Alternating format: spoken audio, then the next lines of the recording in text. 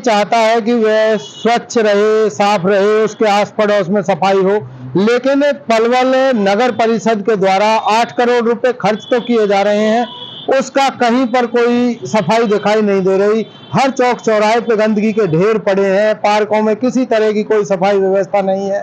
इसी कारण तो पलवल जो जिला है वह नीचे खिसका है और 48 पायदान और नीचे चला गया। सफाई नाम की चीज पलवल में है नहीं। पलवल को देखकर ऐसा लगता है कि पलवल जो सफाई के नाम पर इतना पिछड़ रहा है, पलवल की तरफ किसी भी नेता, राजनेता, प्रशासन या नगर परिषद का कोई ध्यान नहीं है। ना तो घरों से डोर टू डोर कलेक्शन हो रहा है। एक तरफ तो सरकार कह रही है कि हमने एक कंपनी को ठेका दिया हुआ है और वह ठेकेदार 8 करोड़ रुपए तो सालाना नगर परिषद से ले रहा है, लेकिन 8 रुपए तक का कार्य वह पूरे शहर में नहीं कर रहा है, क्योंकि सरकारी अधिकारी और ठेकेदार की मिली भगत देखने को मिलती है। उससे चौक चौराहों पर जब सफाई नहीं है, प्रशासन की निगाह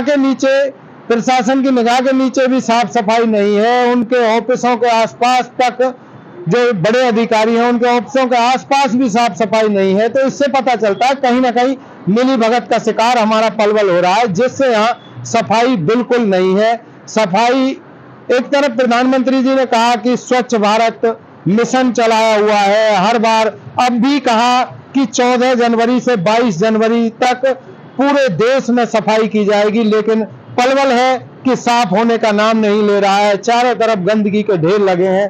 देखिए, जब नगर परिषद का कार्यकाल हमारा शुरू हुआ, उस समय नगर परिषद पलवल शहर हरियाणा के अंदर 22वें स्थान पर था और उसके बाद में जो सर्वेक्षण हुए उसमें हम 7 पायदान ऊपर गए और हम 15वें स्थान पर पहुँचे। और एक वर्ष निरंतर लोगों के सहयोग से और कर्मचारियों के निरंतर प्रयासों से, शहर के प्रबुद्धजनों के सहयोग से हम लोग और 2 पायदानों पर पहुँचे हैं। यानी कि कुल मिलाकर हम 22वें स्थान से और 13वें स्थान में हम पहुँचे हैं और ये सफ़र आगे जारी रहेगा। और निश्चित रूप से हमने बेहतर किया है। हम शहरवासियों ने का भी हम धन्यवाद करते हैं कि उनके सहयोग के बिना ये संभव नहीं था।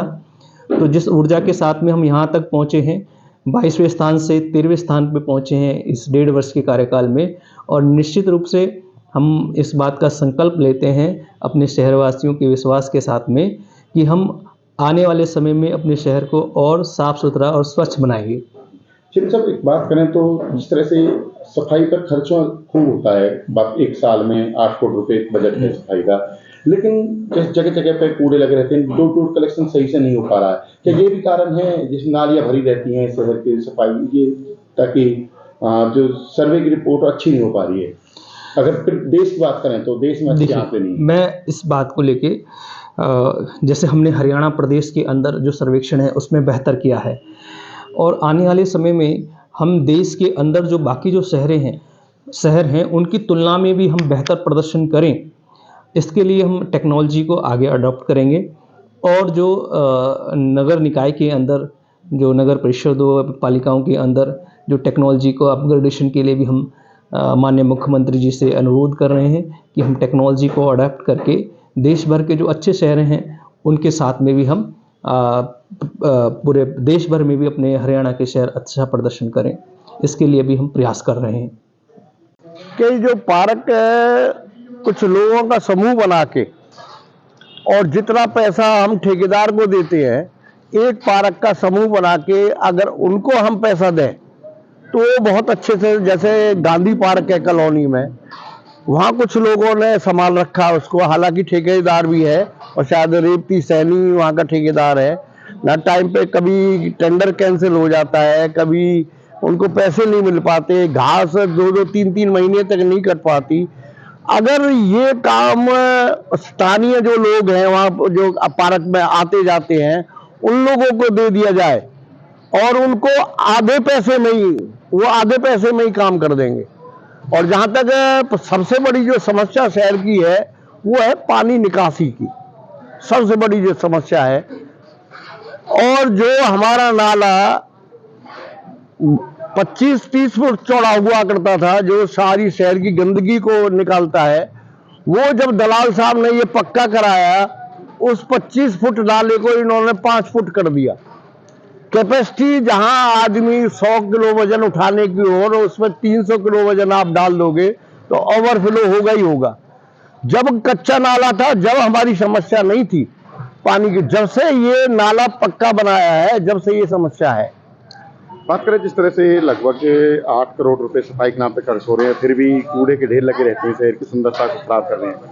देखो, ढंग से कर्मचारी ध्यान नहीं, अपना चेयरमैन है ये ध्यान नहीं दे रहे हैं, और ये लोग यूनियन बना लेते हैं।